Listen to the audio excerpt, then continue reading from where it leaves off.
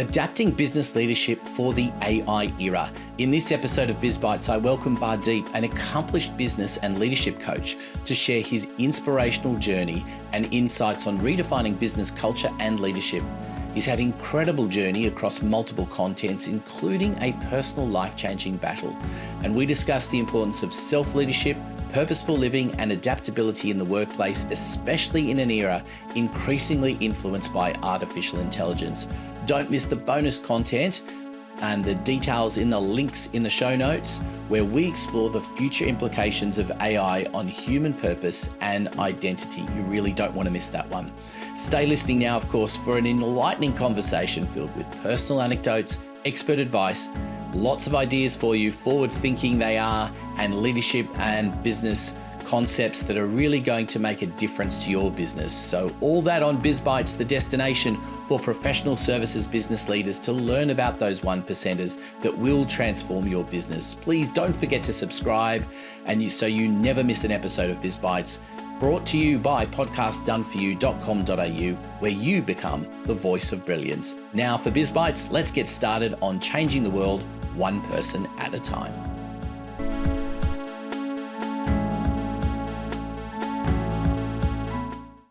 Well, hello everyone, and welcome to another episode of Biz Bites. And we have a fascinating guest who has a great journey to tell us about that he's been on, but also more importantly to give you some fantastic insights into things that will change the way you think about your business and mindset in particular.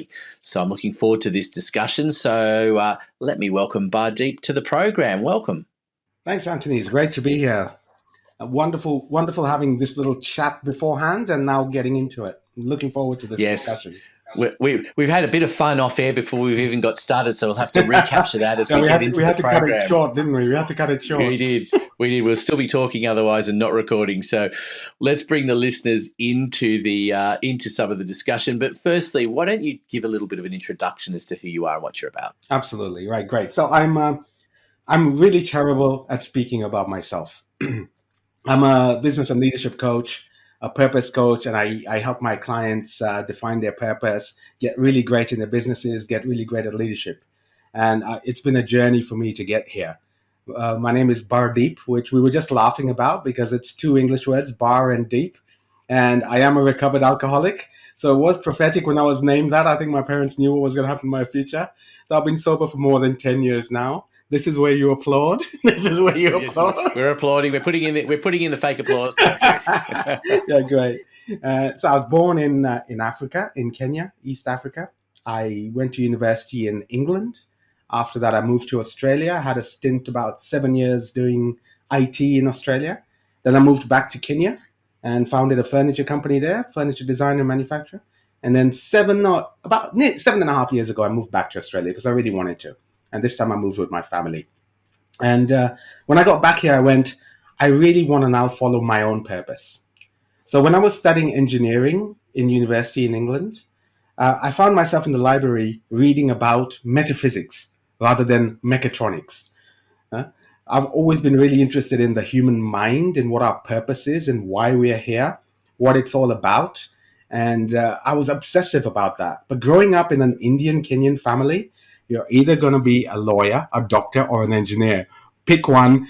If you fail, you can become an accountant, right? So I went. So no disrespect to any accountants who are listening, but I went and became an engineer and a very poor accountant because I did an accountancy major, which I just scraped through, accountancy minor. But yeah, so my interest was always in humans. So when I got back to Australia 7.5 years ago, I went, okay, now I'm going to give myself to what my purpose is to help my fellow human beings uncover their purpose and live better lives in however they want to express that. Is that a good enough summary for you, mate? That is a great summary. Welcome. And I want to delve into the idea of purpose and leadership. But I'm fascinated, firstly, to ask you about that incredible journey that you sort of skipped through rather quickly and where life started and you're part of a family that had already moved countries before, is that right? So that's correct. And so that whole that's not something that many people experience in terms of moving country to country and doing it with intention as well. But I'm interested in how that sort of initial upbringing and that idea of moving countries and even trialing it and living in different places, what does, how easy is that to work out and what to do, and how do you, sort of pin the point on the map to where you're going? Like that, they are difficult things to try and get your head around. I admire people who do it. Well, I think you admire my granddad then. So my granddad lived in a little village in the north of India in Punjab. And under British rule, when they got independence, just about when they were getting independence in India, there was a lot of demand in Africa, where the British still had protectorates, like Kenya. They still had colonies, and they wanted a skilled workforce to come in. And my granddad was an engineer, family trait, right? And he went over to test it out, to try the waters, to test out what it was like. So in those days, you had to take a 3-day journey by train to get from Punjab to Bombay or Mumbai, and then I think it was a couple of weeks in a boat to get over to Mombasa in Kenya, and then further really torturous journey to get to Nairobi. So he did that, and he came to Kenya, and he started. There was a bunch of them. A community had formed there, and they started to get into enterprise and business there. And then he went back and brought his entire family with him. But here's the interesting story. There was a point at which my grandfather was a bit of a hothead. So when he went back to India to bring his family over, he had an argument with his wife, who was resisting and didn't want to go. And he said, well, in that case, I'm going back on my own. And he took off, and he went back to Mumbai, 3 days on the train, went back to Mumbai, had a change of mind, and then came back to Punjab. Otherwise, I wouldn't be sitting here. I would not be sitting here. And so here's another little part of that story. One of his brothers, so my granddad from Kenya, sent mail, called one of his brothers and said, come over, it's really great here. We can do great, we'll do wonderfully here. And so his brother traveled from Punjab to Mumbai, same thing, 3 days on the train, got to Mumbai, got on the wrong ship, ended up in Malaysia. So I've got cousins that I recently met who are in Malaysia. Isn't it? It's like the stories of people who buy a ticket from somewhere overseas to Sydney, and don't check that it's Sydney, Australia, and end up in the other Sydney in the other part of the world. Yeah. There's a London in Ontario as well, isn't there? In Canada. There is. So yes, you can. Yes, it's not as easy as when these days when you punch your destination into Waze and it tells you here, and suddenly you realize, hey, I'm going in the wrong direction. Why is this taking 3 hours when it should only be taking 20 minutes to get there? Yeah, totally. Yeah. So anyway, so he's the man who brought us into Kenya, and then living and growing up in Kenya is very interesting. We hope you're enjoying listening to the Biz Bites podcast. Have you ever thought about having your own podcast, one for your business, where your brilliance is exposed to the rest of the world? Well, come talk to us at Podcasts Done For You. That's what we're all about. We even offer a service where I'll anchor the program for you. So all you have to do is show up for a conversation. But don't worry about that. We will do everything to design a program that suits you, from the strategy right through to publishing, and of course helping you share it. So come talk to us, podcastdoneforyou.com.au, details in the show notes below. Now, back to Biz Bites. Living and growing up in Kenya is very interesting. Being Indian, living and growing up in Kenya, I was a minority. We were minorities, right? So we grew up as a minority there. Now, going back to visit India, I'd never lived in India. Going back to visit, I feel like a foreigner in India. So I don't feel like I belong there either. It's very foreign to me. I kind of speak the same language, but in a different way. I don't have quite the vocabulary. I'm seen as a foreigner when I'm in India. It's easy to spot me and go, that guy's not from here, and so I feel foreign there. So growing up a minority in Kenya, I feel like a minority in India. I studied in England where I felt I was a minority. I live in Australia now. So I've always had that thing of kind of I've got to craft my own identity, because my roots, where they're from, I'm not from there. You see? It's like my roots have been planted, but they've never really grown in that sense. Yes. Yeah. Yes, I mean they clearly have an influence on who you are and what you're about. 100%, 100%. But you're right. It's and particularly in Australia where minorities are the majority in many respects. So it's there are so many people that are first and second generation in Australia, so they have similar experiences to what you have. Yeah, it's totally about redefining who you are culturally. That's some of the work I do with my clients is in their company culture, in their business culture, and I totally love that because I kind of because I've had to move around and adapt to different cultures. I have this knack of being able to smell culture, to be able to walk into somewhere and kind of go, what is this about? What does this place feel like? What's working? What's not working? And being able to get a sense of that very quickly. So that luckily has set me up for that kind of work, that kind of success. It's given me a little bit, if you like, of a superpower there, which I really love. I love using that. Yeah, I mean, culture in a business is becoming more and more important, isn't it? And particularly, I think with the that whole idea of how a business looks physically now is so different because people aren't usually all together in one place all the time. Totally. There are a percentage of people that are working from home. There's people that are working in different destinations altogether, overseas, etc. I mean, I remember doing some work maybe 10 years ago, a bit more, with a business who didn't have any employee in the same city, and they came together like once a year to be in, and that was so unusual for a small business. Now that's becoming more and more the norm. Totally. That people are everywhere because having a physical destination that everyone has to be in isn't always needed. Yeah, totally. And it's a massive challenge, right? Because culture used to be the stuff that formed around the water cooler or the coffee machine. And now we don't have that experience anymore. It's just kind of work together. And I think what the interesting thing here is for employers, for corporates and stuff. For instance, Amazon have recently mandated that everyone goes back to the office. You got to be in the office 5 days a week. I believe Combank have really recently done that here as well. I heard about that. I haven't verified it yet, but I heard about that. And to me, I think that's going to be a massive problem for them. Because the younger people are going to go, well, I don't want to work like this, and the top performers who have options are going to go, well, I don't want to work like this. So henceforth, there's going to be this pool of people who are left who just kind of going to accept it because they don't have another option. It's going to be really interesting. Now, in terms of setting up culture for a remote workforce, what's really interesting is what are the basic formation blocks of culture, and I totally love looking at that. Because in my opinion, culture is about the joint beliefs you hold. What is it you believe to be true as a group?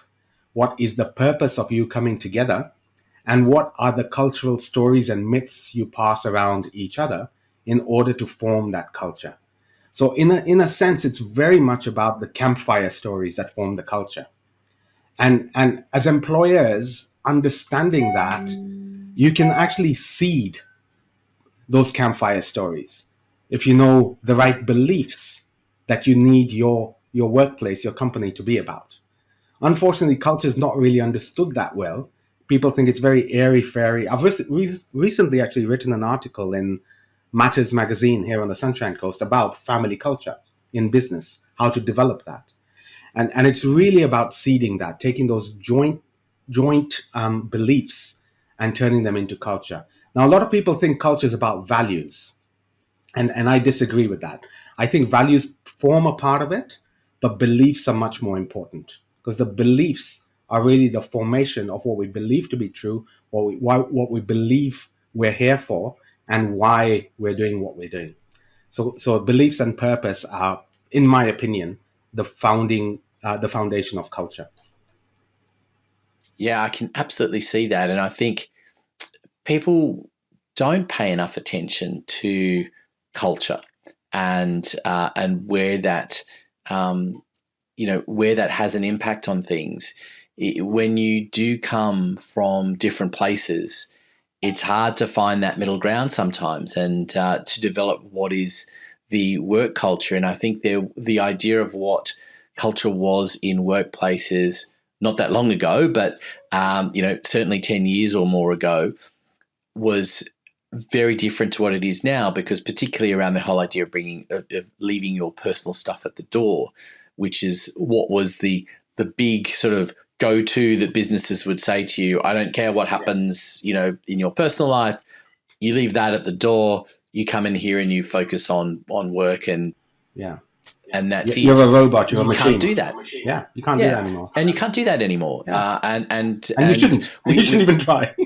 Well, no, absolutely you shouldn't. And I think that's one of the challenges that's come about through the work from home thing is that whole idea of, well, I can go and pick the kids up from school because me going and taking a 20-minute break at 3:00 in the afternoon is not a big problem when I'm working from home. When you're in the office, it's not. It's actually leaving the office at 3:00 in the afternoon, or probably 2:30 in the afternoon, and the chances that you're going to come back at a meaningful time, but it's too hard to manage. And so, do you throw out that family idea that people have become accustomed to over the last 3-4 years? I don't think that's that easy to do.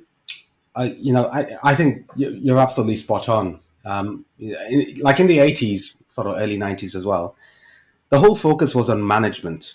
There was management consultants there, and there was most of the conversation in boardrooms was around management, and that's now shifted because our conversations nowadays, in terms culturally in businesses, are about leadership and self-leadership. And the difference between management and leadership is management was about tasks, and leadership is about people. So when we shift to a leadership focus, it's kind of like what Richard Branson used to say: you look after your people and they'll look after your customers. And if you don't do that, you're not going to have customers. And every business, this is one of the things I argue with some of my clients, is that they see themselves as the center of their business, and then their team, and then their customers out there. And I tell them, we've got that completely wrong, because the model of your business that you should be living by and preaching and dedicated to is that your customer is the center. Then your team wraps around that, your team, your services, your products, and then you're somewhere on the periphery. But everything points inwards. Everything that you do has to have a purpose to deliver a benefit to your client, to your customer at the end of the day. And that's the thing. If we don't focus on our people, and essentially when we're telling them, you can't have this anymore, you get back into the office and you stay here 5 days, the message we're giving them is, we don't care about you. We don't care about you. You're just a function. Get in there and do your effing job. Well, what do people do when they're told what to do?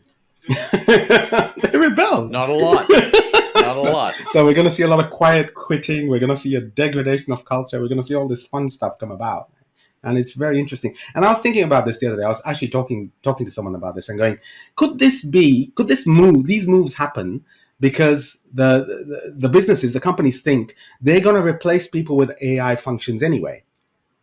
And so henceforth, let's start making this transition now, get a workforce who's happy to be here, because we don't need our top performers. We're going to replace them mostly, and we don't need the people who are doing repetitive tasks. We're going to replace them. So I don't know. It was just a thought that came to me, and I thought, because I don't see how that strategy comes about. So anyway, it's interesting. Yes. Well, look, we're going to delve a little bit more into the AI discussion. Oh, nice. Bonus content right. At the end, because what's going to be the future with AI, and is this whole idea of humans and purpose being replaced by AI? We're going to have that in the bonus content, so people have to click on the link below in the show notes to be able to access that. So we'll come back to that later on. Awesome. But I do want to talk to you a bit more about leadership and this whole concept of it, because it is a term that gets thrown around a lot, and we've tacked on this idea of thought leadership. And then potentially there's another level above thought leaders, which are the idea creators that are sitting above that as well. Where do defining those different levels, I think, is one thing. But before we even go into that, what to put it bluntly, what gives you the right to be talking about leadership in that way? How do you get into a situation where, we talked a little bit about your journey, but we skip more around the countries and the basics and things. What's got you into a position of leadership? What have you done to be able to speak about leadership? Sure. Okay. Happy to answer that. I believe all leadership starts with self-leadership. And self-leadership is about taking 100% responsibility for the outcomes that you're seeing in life. So I find people tend to operate in two ways. One is that they take full responsibility, or they sit in a position where they're able to blame things. And blaming circumstances, or blaming a system, or blaming the weather for poor performance or not getting what you want out of life is essentially moving responsibility away, because we say the responsibility lies with that circumstance, not with me. But when we become at cause, which is what I say self-leadership is, we take 100% responsibility for the outcomes, the impact we're having, and for our entire journey in life. So the reason I'm sitting here with you today and being, we're able to have this conversation is because of millions of things that have happened in the past for both of us that have come together. This network of things has happened, and we're here today. And we're responsible for that entire network of things to come here, to get to this point. So like I was saying, for instance, I spent quite a few years of my life being a practicing alcoholic.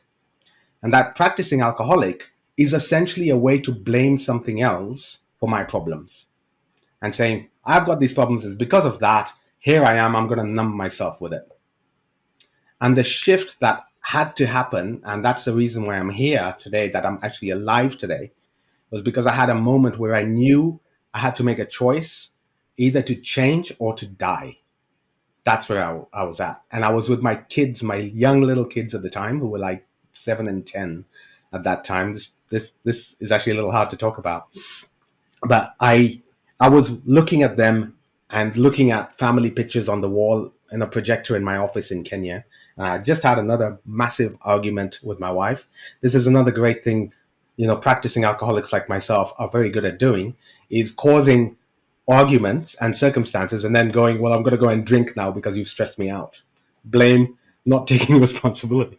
So there I am with my kids drinking, looking at this, and I looked over at them and I had a moment of realization, and that was that I didn't have very long before they were going to be orphans, as in they were going to be fatherless, and that the way I was heading, if I didn't take responsibility for myself and thus the outcomes in my life, that I wouldn't be able to give them the life that they actually deserved. And that was the moment that changed. That was 10 years, 1 month ago, pretty much. Today, it was 28th September is my day. The day I count as my non-belly button birthday. So everything, the move back to Australia and all of that happened as a result of that. So going back to what you say about leadership, like I said, I've always been interested in humans, always been interested in culture. I've studied with the best of the best in training myself up after I moved back to Australia, and somewhat before, in coaching, in NLP and hypnosis, and in leadership, to make sure that I've got the skills, the capabilities to deliver what I talk about with people. So in Kenya, I built up a fairly large business. We were 65 people at one time, and very well recognized furniture business that came. It was myself and one carpenter who started it, and at its peak, I was recognized as one of the best designers in in Africa, and I was being flown around to New York to go to galleries and this, that, and the other, and starting to exhibit internationally. And then the drinking brought me down from my high horse where I was so great. And I ended up that, hang on, I was just a broken gutter drunk, covering up my insecurities with it. Right. So the climb back from there is what my leadership journey is about. It is about what I did before, but not quite to the extent of climbing out of that and rebuilding myself. So like I said, I trained with the Mind Academy here in Australia for NLP and hypnosis, which is one of the best NLP courses It's the Mind Academy, run by a very great friend of mine, Alistair Horscroft. And he's one of the world's leading trainers in that. And NLP is what helps me reframe my mind and helps me very quickly reframe the minds of other people that I'm working with. That gave me almost like superpowers to be able to help people and to be able to change beliefs on a single and cultural collective basis. So that was the starting point of my practice, my coaching practice. And I also did some life coaching with the Life Coaching Academy certification with them. Then I discovered a couple of giants in the leadership world. One is John Matone. John Matone's considered the world's best executive coach, and he was Steve Jobs' old coach. And the reason I went to him is because we talked the same language in terms of purpose. The work he did with Steve Jobs was very much about purpose. Let me tell you a little. This is a great story that John told me. I totally love this story. He says when he started working with Steve Jobs found him because of a book that John Matone had written. And when he first started working with John Matone, they started doing the purpose work, digging in to find out what purpose was. And he says there was this one time when he was sitting with Steve, and Steve was looking out of the window, with a faraway look in his eyes. And he turned to him. Steve turned to him. Steve used to call him Matone, apparently. And he said, Matone, you know what? This is the work I wish I had done at the start of my life rather than towards the end of it. Because at that point, he knew what he was facing, And when I heard that story, it gave me goosebumps. And my leadership practice is about the very first thing you got to work on is your purpose. You don't have your purpose, you don't know which direction you're heading in. You don't know what you're here for. You don't know what you're alive for. Yeah. And I've taken what John Matone built and I've put my own kind of purpose methodology on top of that to deliver what I think is probably one of the best purpose and guidance tools, not just for executives, for anyone right now, to be able to discover what it is that they're here for. And it borrows on the Ikigai methodology, but expands on that. And it takes what the work John Matone did. So I discovered John, and I became certified in his intelligent leadership methodology. He's a very good friend of mine. We're looking at perhaps doing some stuff together in the future. He calls me, what was he? He's giving me this title. It's Master Certified Intelligent Leadership Coach, Executive Coach, something like that. Just a mouthful. Everything John Matone does is a mouthful. He's brilliant. Just love the guy. And he's Italian. So when he told me, well, now you've graduated, now you're part of the family. And this Italian guy with a New York accent said that to me. I papped myself, So it's like, now I'm going to get whacked as soon as I'm in the family. Yes, it's a whole different connotation, doesn't it, when you think of it that way? I didn't tell him that just in case it upset him. Anyway, then the second leadership giant that I work with is John Maxwell, who's considered the world's foremost leadership expert. So there's John Matone, the number one executive coach, and John Maxwell, who's the number one leadership authority, who's written I don't know how many books, over 20 something books. He's got 50,000 people in his organization that he trains. So I'm a speaker, a coach, a trainer within John Maxwell's system of leadership as well. So those are the tools to help humans discover how to become really great at what they want to accomplish in life. And when we talk about purpose, life purpose and our purpose at work has to be synergistic. In the old days when we used to have to go into the mines and we were just told, go in there and just dig for 12 hours, that's your shift, and then come out. And we didn't have a choice about it. Things have changed, like we've been talking about. So getting our purpose aligned personally and with the work we want to do is really critically important. So right now, having done all this work and being able to be a vessel for my clients with this work, I'm completely on purpose. To me, this is what I was born to do, and my entire journey has brought me to this point where I can sit here and quite proudly say that. You've achieved an enormous amount with all of the accreditations, the moving, and everything. But there's one specific thing that I think makes you stand out is that ability for introspection, because that moment when you made the decision that I need to stop drinking.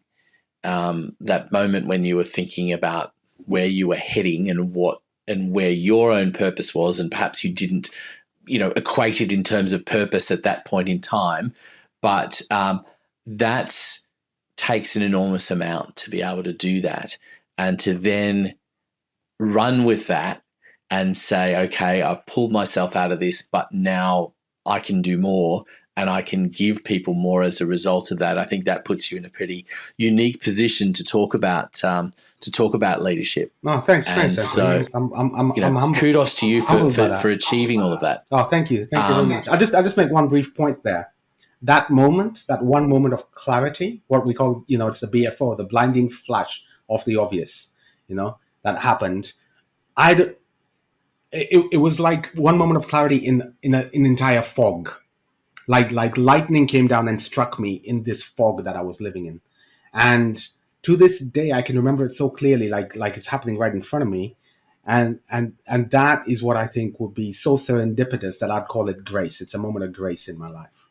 With whatever was meant to be. That's what set me up on my path to say, enough of this BS, mate. Get on with it. I've been lucky enough to record lots of these episodes of Biz Bites, and I've had a handful of people that have had those kinds of moments in their life. Yeah. And what amazes me is how many great things they've gone on to do as a result of it, that they've made it count. And I think that's what the difference is too, because at that point you have a choice to make, and part of that choice is also helping others achieve their own greatness as a result of it, making it mean something to other people as well as yourself. Yeah. So all that being said, let's come back to this concept of leadership. And, it's, as I said it before, it's a term that gets thrown around a lot.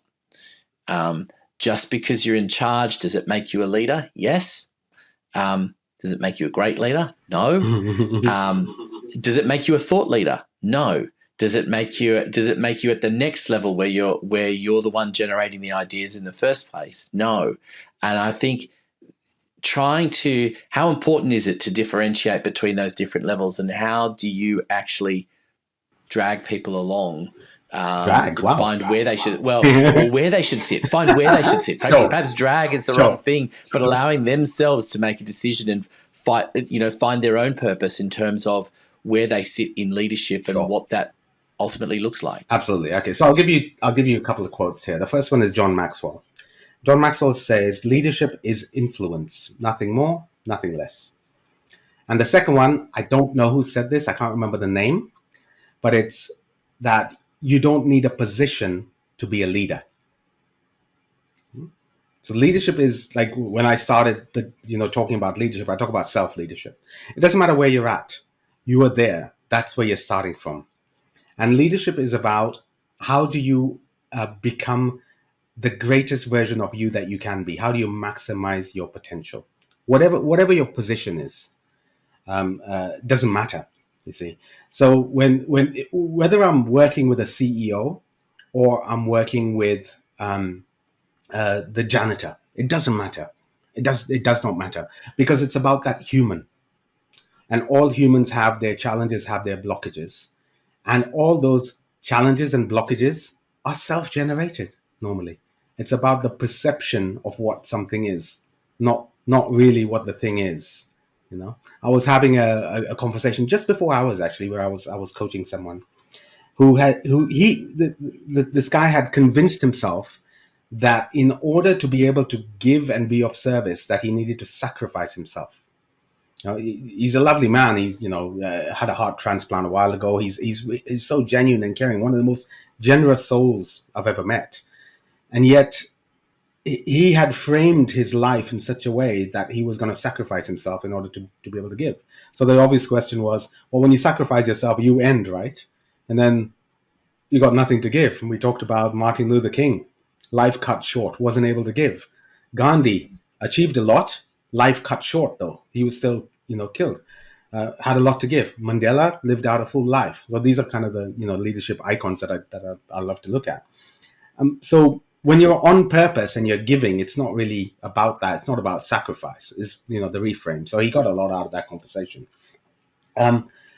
So coming back to what you're saying, how do you drag someone along?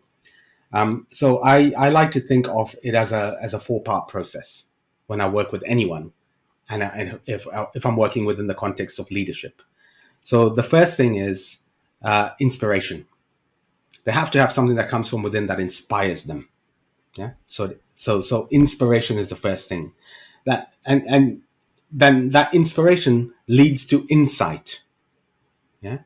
Insight is what creates a vision that this is what I want to be in the future. If we're not inspired, we can't have the right kind of insight because we're still looking from the same state as not being inspired. So creating inspiration leads to this insight, which creates this vision. From that insight, then we start to create proper leadership influence, the ability to get there to that vision together with others, to have things happen towards this joint vision. That's very inspiring. And the last part of it is, of course, impact, because as we become leaders and we do more and we're able to have more impact in the world. So at the end of the day, the inspiration leads to insight, leads to influence, leads to impact. And impact is what all leaders want to create in the world. They want to make some sort of positive difference. So that's the journey I take people on. And it doesn't matter who they are. In leadership development, we have a whole bunch of tools that we use. So we do a lot of assessments. That's, self-assessments. I use a lot of tools like I use John Matone's proprietary tools called the Matone Leadership Enneagram Inventory. I told you that everything was a mouthful with Matone stuff. That's called the MLEI. I use the DISC methodology. We use some Myers-Briggs, we use strengths profiles, but we get someone's assessment of who they are on the inside. That's them answering questions about themselves. And then we do a whole bunch of assessments from the outside, where we look at the person from the point of view of others, and we get them to fill in 360 feedback, etc., about them, about what their strengths are, what their weaknesses are, where their blind spots are. So we build this massive, beautiful picture of who this person is. Because one of the things John Matone says is prescription without diagnosis is malpractice. So first we must get the diagnosis right. Then we take them on the journey where we have an agreed coaching plan. These are the changes we need to make. You see, here's all the assessments. This is what they've led to. These are the insights we gain. This is the changes that need to happen. So we put that together in a very a really beautiful thing called a leadership development plan. Then we go on a coaching journey where we are measuring against that. We take them on this journey, 3 months, 6 months, a year, whatever it is, and we remeasure at the end. We assess again, and we go, okay, have we hit our goals? What's left? What's not left? And we go back to the start. We do look at the assessments again. What's changed? What hasn't changed? And do we need to go through the process again? So it's actually, there's the internal inspiration, insight, influence and impact, and then there's the external journey that's going on at the same time. And we can do the same with individuals, teams, cultures, got all the tools to do all of that, to actually make scientific level kind of measured impacts on humans and on teams and on cultures. I want to ask a couple more questions before we have to finish up the main episode. But just a reminder to everyone, we're going to have a further discussion about AI and purpose and humans and where that's going into the future. That's going to be fascinating. So that's in the bonus content with the link in the show notes below. But let me just wrap up the main part of the conversation with asking you about what people can do to decide to have that introspective nature, to examine where they are in terms of leadership and purpose. What is it that what are some tips and things for people that are listening in to say, how do they take that initial step to start going down that path? Totally. Got you. I think that's a great question. So there's a few things. And I think the first thing is people need to work out why they're here, why they're alive. What are you here for? And I I think people have succumbed and given their agency away to some extent by saying that their purpose is actually to fulfill a corporate or commercial purpose in the world. Because we're trained, educated to go and fulfill a job role, and then we end up doing that, and then we get to the end where we've got this promise that retirement's going to be great, and by the time we get there, we're old and decrepit, and the best days are behind us. We can't even enjoy ourselves, sacrifice our health to get here, our families, our relationships to get there, and there's no promise at the end of it. So I really encourage people to ask very deep questions, and I love as a coach to hold the space where they can't escape from that question. They have to go really, really deep. I love doing identity level questions, like who are you? Yeah, what are you really about? And people will come up with, well, this is my name. No, that's a label. That's a label. That's not who you are. Who are you? And getting them to really dig inside until they get really uncomfortable. And it's the discomfort that leads to a breakthrough. So the first thing I'd recommend is, get some real, ask yourself the deep questions and see if you can work out what your purpose is, what your identity is, and what your beliefs are about what life is about. Yeah? Why you're here. If you can start to tackle those three things, that's a great big start. I love going away on meditation retreats. I went to Vipassana a couple of years ago. Vipassana is 10 days. You're meditating 10 hours a day, and you don't talk to anyone. Oh my God. For the first 3 days, my mind went insane. It's like I had someone in a padded cell in a straitjacket in my head just running around, because my thoughts were so intense. So I love meditation for that reason, because the realization is my thoughts are all going on all the time. I'm not really thinking them. And my thoughts are all based on this external stuff. They're going into the past, the past or the future, and this is good or this is bad. And they're just circling around that. But where am I in all of this? What agency do I have about what I'm thinking about? So that helps people kind of come out of the conditioning self. The second thing I'd recommend is get some feedback. We can't read the label from inside the jar.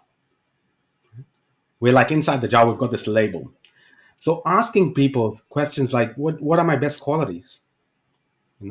What do you think my gifts are? What about me annoys you? What don't you like? Getting this external feedback from people you trust who are close to you can be really helpful. I did that with some people, and I ran this leadership group, and I got them all to do it, and I did it myself, and I got some really good feedback, and that made me realize that actually kind of the central tenet of where I sit and what I provide people is wisdom. And I hadn't quite caught on to that. And that said, oh yeah, of course. Then it made sense to me that for me, everything falls within, the umbrella of wisdom. So that can be very beneficial, because inside, when we go into our minds, we are a bit crazy. Not a bit, a lot. I'm about 80% crazy. And going in there to find truth with that noise going on is very difficult. So that's why coaching really helps, is because when you're in coaching and someone asks you the right question, that right question can get into your depths like you wouldn't believe, and you can't escape it. Yeah, when you're coaching, when you're sitting on your own, you distract yourself. But when you're in coaching, it's amazing. Sorry, you want to say something? So powerful to be able to do that, and I've been lucky enough to be part of doing that with a few people as well. And it's when you see the results and they have those moments. Oh, the aha moment. Yeah, and that's the last question I wanted to ask you in this main part of the podcast is what is the aha moment that people have when they're working with you that you wish more people knew they were going to have? Yeah. When they start. Oh, that's great. I love that question. That's a beautiful question. It's a great question to end on, actually. Right. So when I talk about conditioning and people not knowing purpose, it's almost like they have a compass inside them that's just going round and round and round. And then they run in one direction, following that, then it'll change and they run in another direction. So doing this internal work gives you your true north. You know where it is when it's almost like that needle settles and you go, that's what it's about. That's what I'm about. That's why I'm here. And that's who I am. And to be able to accept that fully, it's almost like you feel it from, the top of your head to the depths, the core of your being. And that alignment, it's like a laser focus. A laser is like 50 watts. It's like the bulb I have above me. But if that's focused to a single point, it can cut through steel, it can cut through anything. You become laser focused then, because all the stuff that's, the shiny objects and all the stuff that's distracting us goes away. We know what we're about, and we're able to do that, and then we're able to have the impact in the world that we want to. What a fantastic way to end the main part of the podcast. And just as we were about to say thank you, reminding everyone, bonus content, humans and AI, the future. Let's talk about that. But for now, as the main part of this podcast, thank you so much for being not only so generous with your time, but so open with your journey. And I think people will have appreciated listening into that. I know I certainly did. Oh, thanks, Anthony. I really appreciate the opportunity. I'm here to serve. That's what my life is about. And I'm so glad that we've had the opportunity to have this conversation, and, your own generosity in providing the platform for us to do. So I really appreciate that. I'm very humbled. Thank you. Well, thank you. And to everyone listening in, hit the button so you can hear the bonus content. And of course, join us again for the next episode of Biz Bites. Hey, thanks for listening to Biz Bites. We hope you enjoyed the program. Don't forget to hit subscribe so you never miss an episode. Biz Bites is proudly brought to you by Podcasts Done For You, the service where we will deliver a podcast for you and expose your brilliance to the world. Contact us today for more information. Details in the show notes. We look forward to your company next time on Biz Bites.